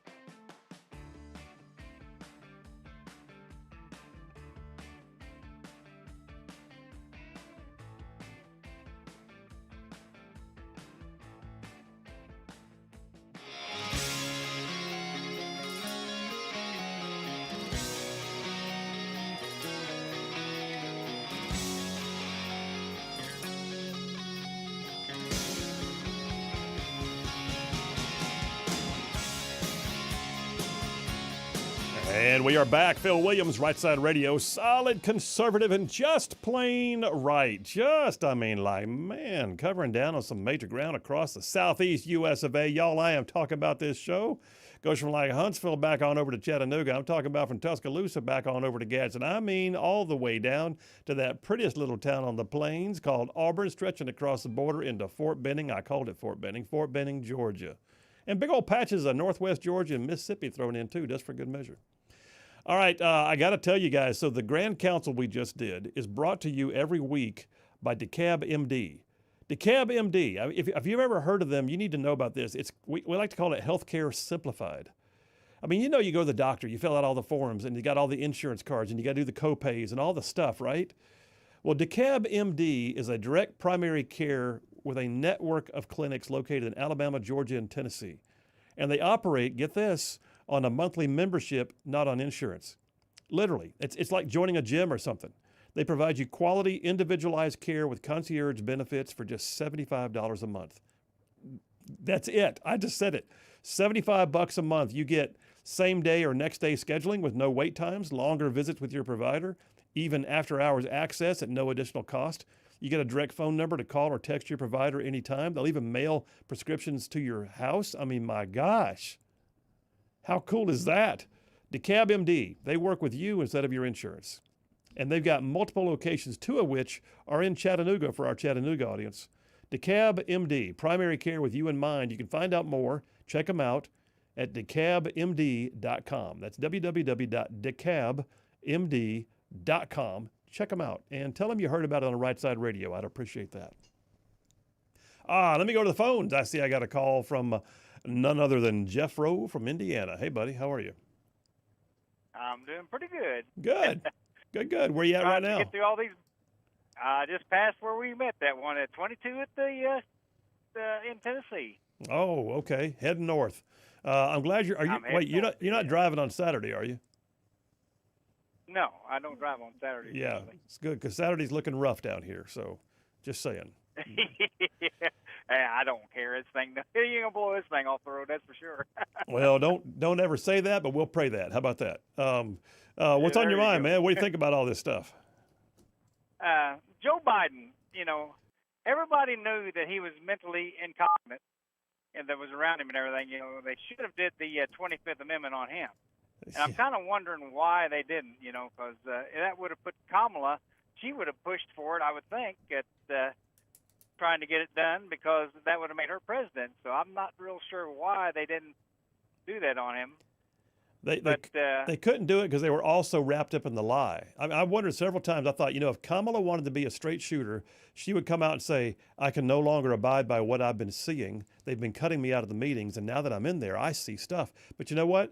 They would have all come out and exposed her for being the liar she had been, because she was trying to tout him as being great. He's wonderful. And then all of a sudden the June debate happens, and even she couldn't deny it, but she did anyway. Yeah. But, I wonder how many of them's going to be criminally liable. What they did is they took somebody who's incognito and, was doing all this thing for him and everything. It would be no different than somebody taking advantage, being a caretaker of an elderly person and, stealing their income, signing things for them, taking their house and everything else. Yeah, it was elder abuse. It's the same. It's elder abuse. So can they be charged with elder abuse maybe? Well, I don't know, but I do know that if anybody could, it'd be Jill Biden, because nobody would have known more than Jill Biden or Hunter Biden. Hunter Biden stood to gain. Yeah. Hunter Biden got pardons. He got influence. He got all kinds of things from a dad who we're of the belief. I said that. I even did a whole monologue on this. It was elder abuse, in my opinion, what we were watching. And when they put him on the stage for that June debate, every one of them should have, got a legal spanking out of it. But Jill Biden and Hunter Biden are the two who I think deserved it more than anybody. Yeah, effectively, he was a ward of the state the whole time he was in office. They took care of him. They literally. They did everything for him and everything. And I'm not so sure he knew what was even going on, before he even ran. So. Well, it's going to take a whistleblower. It's going to take somebody who either A, is receiving some pressure to tell what they know, or B, is going to come forward and say, I can't live with what happened, and here's why. And they're going to have to be able to say, I'm a whistleblower, I need protections, and they forced me to do some things that I thought were awful. And if that happens, it's a whole new day. But I think right now this is the only administration that would do. If this was a Bush administration, if this had been any other administration, or especially a Democrat, I don't think they would let's sweep it under the rug. Let's let bygones be bygones. But the state attorney general from Missouri made a great point. He called for an investigation. He said the states are still having to deal with the ramifications of things he allegedly signed. And if he didn't sign them, we want to know. I want to know how many people benefited financially from all these signatures that he, like I say, he didn't sign because, like I say, he didn't know. If he didn't know he signed something, then he wasn't cognizant of it anyway. Did you say incontinent? He wasn't incontinent? Okay, he wasn't wetting himself. He was just not signing paper. That's what I heard. Incontinent as well. We never know. Oh, my word. I guess it would depend. It depends. Okay. Now it's getting real thick in here now. Yeah, it is. All right, man. Well, listen, get on home, take care of Miss Carolyn, and love on that new grandbaby, and we'll talk to you tomorrow. And it's her daddy's birthday today too. Oh, that's right. Yeah. It's the end of the birthday streak. Well, good on you, man. Be safe. All right. Have a good one, Phil. See you, bud. A few text messages before we get to the next break. David and Bucky's says, Phil, he looked at our merchandise. He goes, Phil, you have some great merchandise. I got the highball. Oh, really? Great. He said, I got the highball glass as soon as it was available. He said, well, I like the shirts. I'm not really a T-shirt wearer. I prefer a button-up or even a polo. I suggest, if feasible, you consider a button-down shirt or a polo shirt with a Rightside logo. Well, now, that's like highbrow, man. Of course, we do have highball glasses. Yeah, we do. That is pretty high. That's pretty high class. David at Bucky's, I am glad you got one of our highball glasses. If y'all haven't seen them, by the way, they are very cool. You need to check them out. The highball glasses in our online merchandise store have a 308 round embedded in the glass, and they have the Rightside Media logo, and it says Bulletproof Influence. Loving that. Custom made just for you. Mike from Florence, merchandise again. Mike from Florence again, he says, stickers, you have my attention. Yes, there will be both Rightside Media and Rightside Radio stickers. So we just approved the proof today, as a matter of fact. They'll be out here in like the next week or two. Tom with all the kids in Huntsville. I love that. Tom with all the kids. Tom with all the kids in Huntsville wants to know, was Dale even working this week? I haven't been hearing him. Dale had some type of I don't know what, but his voice was basically gone for a few. He had to have Yaffe sit in for him here on the Grand Council last week. So anyway, apparently he's back. So allegedly, there's that. Allegedly, it's really him. There's not somebody voicing Dale. There's not somebody using the auto pen for his work, as far as we know. I invoke the 25th Amendment on Dale Jackson. How about that? Aaron from Decatur says, if Ainsworth goes to the Senate, how's he going to have his gun shows in the legally prohibited? I don't know, man. He does put on a good show, though. Yeah, more to come on that. I suspect he'll have to divest of certain things and let his former business, that will be his former business if he goes to the Senate, handle it. The weird dynamic right now, he's lieutenant governor. The lieutenant governor, much like the legislature, is considered a part-time position, believe it or not. A lot of folks don't realize that. But the lieutenant governor of the state of Alabama is a part-time position, meaning that you're allowed to continue having your full-time vocation. Although, like when I was in the Senate, Charlene and I jokingly called it my full-time, part-time job. She also said that time is measured differently when you're in politics. Charlene said that being in politics should be measured like dog years, which meant that I was in office for 35 years. It ages you like that. It does, man. I picked up a few gray hairs in Montgomery. Gary M.S. from Huntsville says, only the older people will catch that. Well, it depends. Well, no, the young ones did too. I'm over here looking at JP who snickered when he said that. And then Tim from Madison said Dale Jackson had COVID. I don't know that that's true. Tim from Madison, trying to divulge HIPAA-related information. I don't know that that's true. All right, hey, listen, we're going to take a break here momentarily, but let me just tell you in the meantime, I encourage you to check out the rightside.media.org website. Why? Because all our stuff's on there, every bit of it. This is a robust company, getting more robust by the day. I hope to have some new special announcements coming up in the very near future. But in the meantime, just know this. You can go to our website, rightside.media.org, because Rightside Media is the name of the parent company. Rightside Radio is just one of our productions. We've got multiple video podcasts. We've got audio podcasts. We've got the merchandise shop, which you heard about a while ago, where you can buy T-shirts, hats, and all the stuff. And then we've got like the recommended reading list even. And then we've got sign up for the newsletter. If you're not already getting our daily news blast, which is called the Rightside Report, all you got to do is go on there, or for that matter, you can do it on our phone number here, 833-687-4448. That's 833-68-RIGHT. Just text a single word, newsletter. You will get an automatic reply back that signs you up for the daily email blast, and you'll get all the stuff about what our latest podcasts are, what's happening in the world of Rightside Radio, what's going to be on the show before anybody else knows it, how to find the resources that I'm rattling paper on the show. You'll find the links to them. All the stuff is on that daily Rightside report that comes out every morning. So, yep, check it all out. Rightside.media.org is the website. Send the word newsletter to our phone number, and you'll get signed up for that. All right, you guys, take a break right now. We'll come right back and wrap the day. Phil Williams, Rightside Radio. Y'all stay tuned. We will be right back.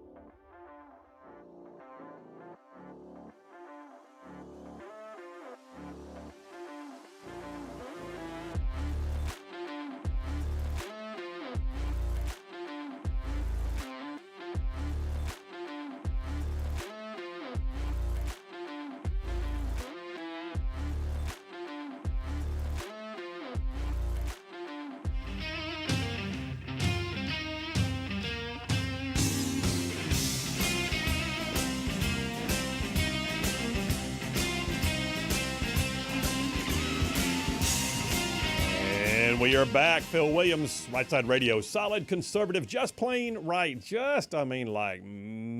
Making common sense like a superpower. Yeah, buddy, it's a bulletproof influence. Hey, by the way, breaking news, JP just pointed this out to me. I'm looking at it on Twitter right now. The Democrats in the Senate, remember the other day, was it yesterday? Was it yesterday they passed that, the CR? Yep. So yesterday, or maybe the day before, but anyway, the bottom line is the House passed the continuing resolution to fund the government, which has to be done by Friday. And it goes to the Senate and has to be voted on there. It would require 60 votes in the Senate, which means they'd have to have roughly 8 Democrats join them in the Senate to get it passed. Chuck Schumer has just blocked it. Well, so they haven't technically voted on it yet. They were there to vote. This is a procedural vote? No, well, this was a vote for the nomination of a couple for the Deputy Secretary of Labor. But while Schumer was speaking, he said that they will all vote against the CR bill from passing. So it's not officially, but Schumer said it's not going to pass. I'm looking at a vote to invoke cloture on the continuing resolution, and it was blocked by Democrats. Well, so that means they can't end the debate yet. Yeah. Well, yeah. So I'm seeing on here, I think they just voted motion to invoke cloture on the nomination of Keith Sonderling of Florida to be the Deputy Secretary of Labor. So I don't know. I don't know if they were voting on anything in regards to the CR today, but Schumer did say on the floor today that they will be blocking it. Well, I'll tell you what, while I'm talking for a minute, go to Charlie Kirk on Twitter. Mm-hmm. Charlie Kirk just posted an audio clip of Chuck Schumer talking about it and talking about government funding. So grab that. It's only like you got it. Mm-hmm. Let's just play it and see what he says because it's news. It's news to you and I too. Go ahead and play it. Funding the government should be a bipartisan effort, but Republicans chose a partisan path, drafting their continuing resolution without any input from congressional Democrats. Because of that, Republicans do not have the votes in the Senate to invoke cloture on the House CR. Our caucus is unified on a clean April 11th CR that will keep the government open and give Congress time to negotiate bipartisan legislation that can pass. Okay, so he's basically saying right now, we may give you something that lasts for a few more weeks while we negotiate more of what we want in the bill. Have they forgotten that they're not in charge right now? Apparently so. And by the way, have they forgotten that it was Chuck Schumer who used to excoriate Republicans who would talk about shutting down the government? Exactly. As if they were somehow, the devil's children now who are wandering the halls of Congress. And yet here he stands. This is their form of protest. That's all they've got. We don't like what's going on, so we're gonna throw a wrench in anything we can, and that includes shutting down the government, which, like you said, was like the worst thing you could possibly do ever when Republicans flirted with it. But now that Trump is in office and they know that they have their only leverage is to shut down the government. So I mean, they're only digging their hole even deeper, in my opinion, with this. Well, it's absolutely on them right now because Republicans got the votes. Republicans sent it forward from the House. Republicans are prepared to pass it. You got the president prepared to sign it. So if for some reason this week it doesn't pass, it is absolutely the Democrats who own it because he pointed out this is going to require a bipartisan vote. He pointed it out. He also pointed out Republicans are going to need our votes. Okay, you're right. Guess what? That means, listen, man, if it shuts down, it's on you, Chucky. Yeah. Well, my thing is if the government shuts down and they have, or let's say the government shuts down or they do some sort of like week-long extension to negotiate, do they think they're going to be able to bargain with Trump to get what they want? No. Like, I don't know what they think they're going to get from that. I don't think they're going to get any sort of, I don't think Trump's going to give them any leeway on that. I mean, we do need Democratic votes, but all it takes is some more moderate ones like Fetterman or whoever to be like, And what do they want? They want fewer deportations. Mm-hmm. They want more drag queen story hour in Ireland. They want more wasteful spending. Is that what they want? I mean, have they not read the room yet? So the bottom line is I hope Republicans deal harshly with them on this. I hope Republicans hold the line, and I hope Republicans rip them a new one if they literally stand in the way of this. This is I tell you what, man. This is brinksmanship right now, and Chucky's not used to being the guy in the minority in this regard. So we'll see. Tom with all the kids from Huntsville says if government shuts down, it's on the Dems. But since I'm an emergency essential, I'll be working either way. Yeah, you will. Tom with all the kids. Yeah, you will. And then John from Huntsville has the grades in already. Says Jeff Poor and JP both get a solid A for their equally solid performances. Jeff from Indiana gets an A+ for his amazing phone call, which means that today's co-champions with an A+ for their nearly perfect performances are the magnificent Phil Williams and the always unpredictable Dale Jackson. Congratulations, and War Eagle. By the way, John, if you were watching the live stream, you saw that I'm wearing my Auburn shirt today. Just did it for JP. Just because. Because, I can. Just saying. All right, listen, lots of things going on right now. We'll keep an eye on the news. We'll keep you posted on everything. Tomorrow we got a great show, but do this. Begin looking towards Saturday, all right? I've already seen some plans being canceled, that the events that are being you just keep an eye out is what I'm saying. We're looking at some pretty extreme weather potentially for all day Saturday. Some are even invoking, the T word. But the bottom line is, you make sure you have your weather plans. You make sure if you got to travel, you either do it around that time frame or just not at all. This is not going to be a Saturday for getting out and having events. This is a Saturday to go ahead and make sure you hunker down at the house, put the pets where they're safe, and know where things are. That's what I'm saying. Just we love you, and we don't want any of those stories. All right, none of those stories. So, Lord, bless this listening audience. Bless us in every capacity. Keep us safe and watch over us. God, we thank you in Jesus' name. Amen. Oh, by the way, there's more of us than there are of them. God is still on his throne. Y'all stay in the fight. We'll see you tomorrow.